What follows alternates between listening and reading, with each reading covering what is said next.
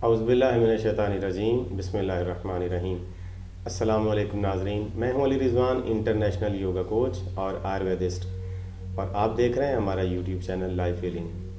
नाज़रीन, बालों की कुदरती सेहत, हिफाजत और तंदुरुस्ती के हवाले से आज हम दूसरी वीडियो लेके आपकी खिदमत में हाज़िर हुए हैं। पहली वीडियो में हमने आपको बताया था कि बाल किस तरह से कमज़ोर होते हैं, किस तरह से रूखे सूखे हो जाते हैं और कौन से ऐसे अवामिल हैं जिनकी वजह से बाल झड़ने लगते हैं। बालों की सेहत और इनकी हिफाजत उन तमाम अवामिल से बचकर ही की जा सकती है।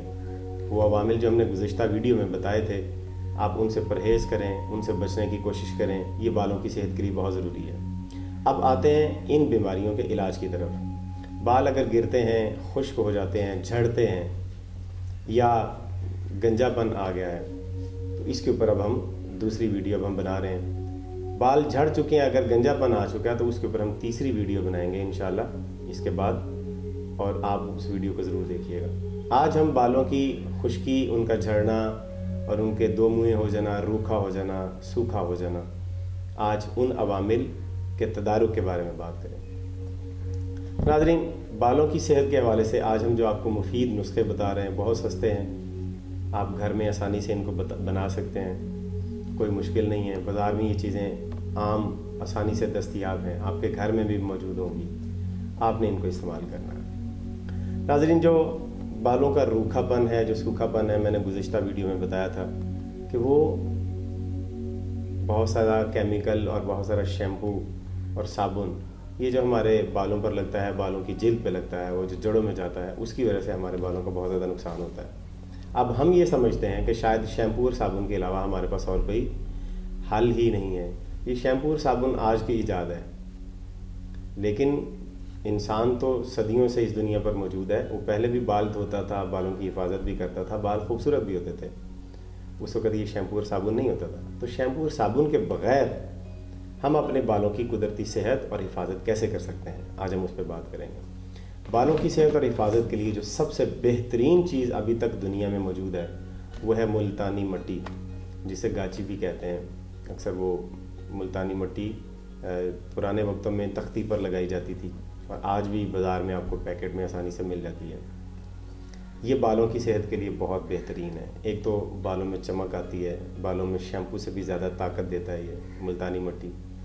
दूसरी बात ये कि बालों के ऊपर जो हमारे मुख्तलिफ़ तरह के कीमियाई असरात होते हैं, मट्टी उन असरात को खींच लेती है। और अगर ये बालों की तह में लगी हो, बालों की जड़ों में लगी हो मट्टी, तो जड़ों के अंदर भी जो केमिकल और जहरीले मादे होते हैं, ये मट्टी उनको भी निकाल लेती है।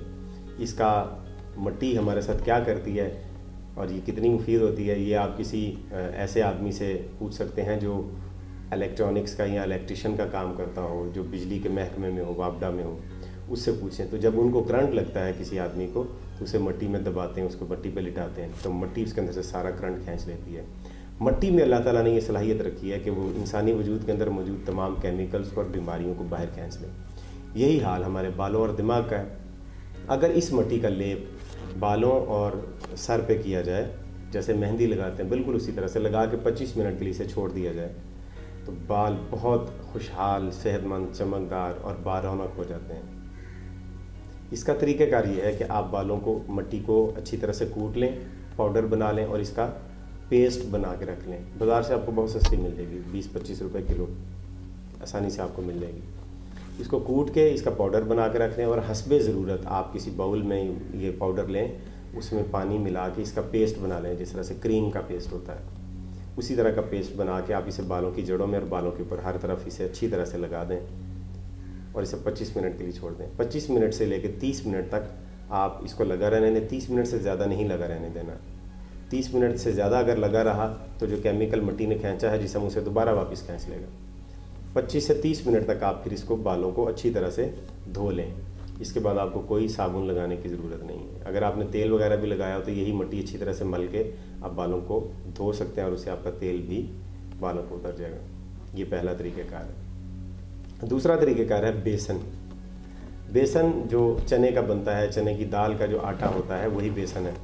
खालिस बेसन ले लें, खालिस, और उस बेसन में आप दूध मिला लें।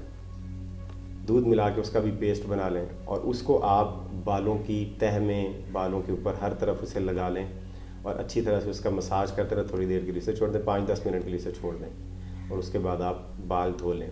आपके बाल रूखे हैं, सूखे हैं, जिस तरह के भी हैं, ये मुल्तानी मिट्टी से या इससे आपकी वो सारी खुश्की और सिकरी का ख़ात्मा हो जाएगा। खुश्की और सिकरी का ख़ात्मा करने के लिए, बालों को खूबसूरत करने के लिए दुनिया की कोई कंपनी मुल्तानी मिट्टी से ज़्यादा बेहतरीन और ताकतवर शैम्पू और साबुन नहीं बना सकती। ये मैं आपको कैटेगोरिकली बता रहा हूँ। आई रिपीट कि दुनिया की कोई कंपनी, महंगी से महंगी कंपनी भी मुल्तानी मिट्टी से बेहतरीन शैम्पू नहीं बना सकती। लिहाजा अपने बालों के साथ जुल्म ना करें, केमिकल से धो के इनको ख़राब ना करें, मुल्तानी मिट्टी का इस्तेमाल करें। दूसरी चीज़ मैंने आपको बेसन और दूध बताई है। तीसरी चीज़ है रेठे का पानी। रेठे का पानी भी बहुत मुफीद है। आप 4-5 रेठे ले लें और साबुत रेठे लेने हैं, उनके अंदर से बीज नहीं, साबुत रेठा लेना है।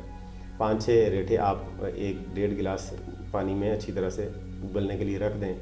जब पानी आधा रह जाए तो उसको आप ठंडा करके किसी बोतल में रख लें और फ्रिज में रख लें। 7 दिन तक आप इस रेठे के पानी को इस्तेमाल कर सकते हैं फ्रिज में रख के। इसी रेठे के पानी को आप बालों में लगा के अच्छी तरह से मसाज कर के जड़ों में और बालों में, इससे बालों को आप धोएं।